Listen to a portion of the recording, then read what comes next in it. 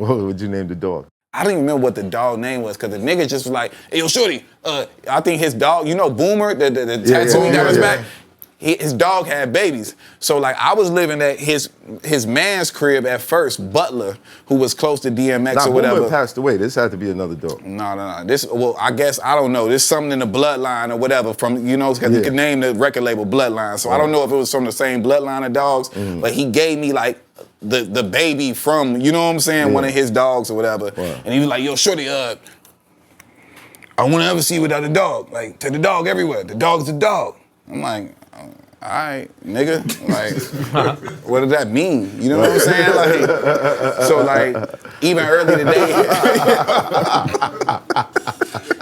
I'm riding with my business partner, Billy J, early, and I'm like, damn, that's the old Def Jam building right there. The Universal building that used to be like off 8th Ave or whatever. I'm like, oh shit. 50th and 8th, bro, that nigga, I used to have a dog in that bitch, bro. Like, I'm talking about the dog be shitting in front of Leo's office. DMX was so lit, nigga, they would say nothing to me, bro. And I used to go to Def Jam. I used to be with Murder Inc. with Ja and them. I used to shoot dice with them niggas all day, smoke blunts with them niggas. My weed man would pull up with me. That's when they had them glass jars with the weed inside of it. The weed man was Hakeem. Yep, Hakeem was light the weed skinned boy with the freckles or whatever. He used to deliver all the weed to us or whatever. And I used to just get drunk and high in the studio, in the office and just go up. I remember Jazz Young, all these different. How old were you at 13, bro.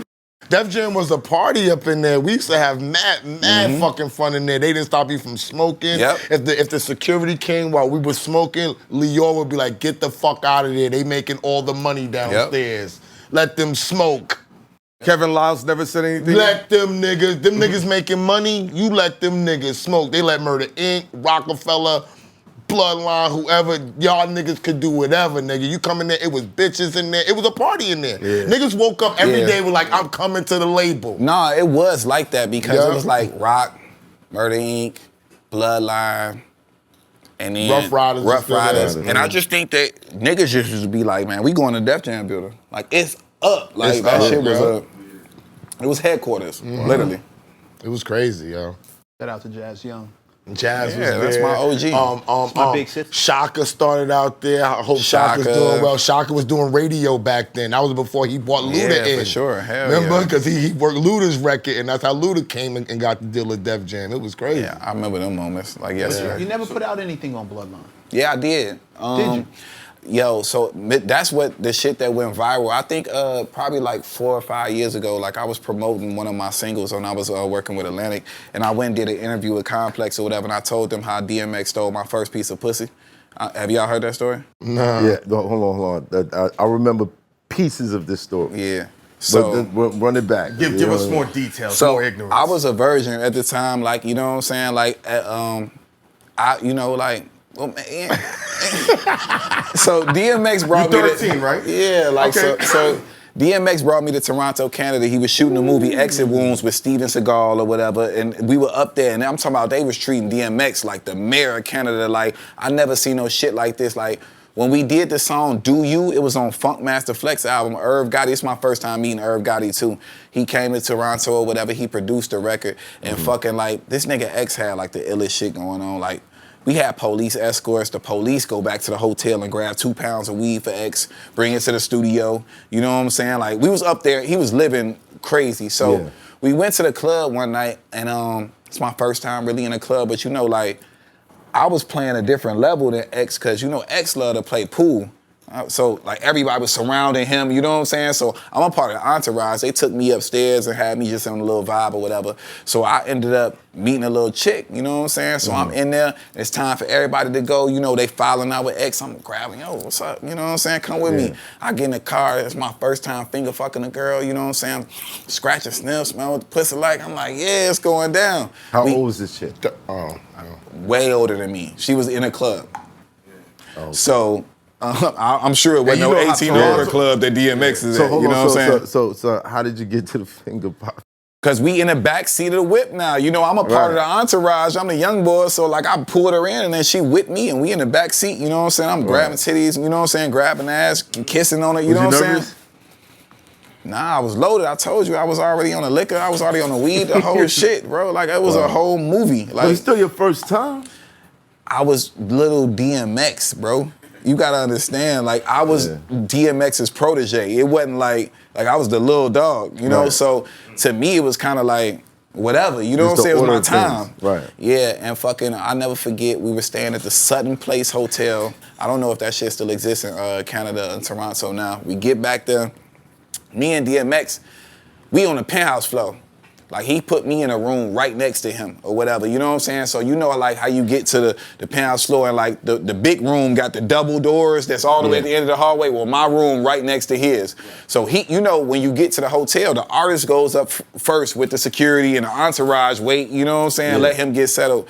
So I get up there and the nigga X wasn't even around me. Like X was in his room already.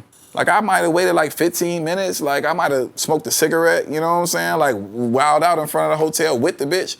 And I get to my room and I'm literally like putting a key card in my room and a nigga X door swing over. I'm like, he like, yo, Shorty, you good? I'm like, yeah. He like, hey, Ma, I think you left your purse in my room. Now, mind you, we met these bitches at the club. She never been to his room. They never been to the hotel or nothing.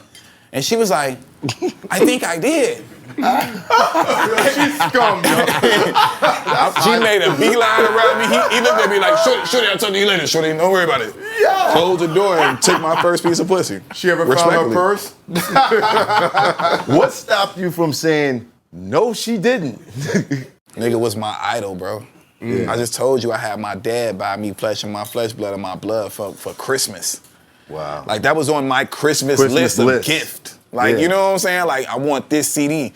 Like, you know what I'm saying? Like This must have been amazing for you to go from listening to this music to being in the mix of it. It happened and fast. And being like taken in by the hottest artists in the world at the time. Bro, I ain't gonna lie, my demo was so fire. Like Bugs, No ID, and Kanye West did my demo. Like I was rapping on the Jesus Walks beat on my demo before it became Jesus Walks with Kanye. So you motivated Kanye to do Jesus? No, I did not. That's Okay. we not running with that. Just add the beat. I was the Just young add boy, the but beat. you know how back in the day niggas had beat CDs or whatever, and my mentor Bugs happened to have a bunch of beat CDs with all Kanye beats. So it was the beat for Jesus Walks was on my demo, and then Talib Kweli, his first collaboration with Kanye, it was like Wanna Be Good to You or something like that. That beat was on my demo. Like I had all heat from No Idea. Like I was rapping over all these different beats, and that's how I Shout out kind to of got Kanye. on. I rapped on 2 Kanye beats. Nah, for sure. Shout out to Ye. Them Ye beats be making it around, boy. This is when Free was managing him. It's hot for trapper turn smack rapper. Only smack rapper that you know is smack rappers. Got bars I can hang with the backpackers. Trap star, I don't hang with the backpackers. I'm in the hood with the work you heard. Making fiends leave earth you heard. Got your baby mama thirst you heard. Feel the flow, nigga, throw it in reverse. This the wave you need to surf you heard.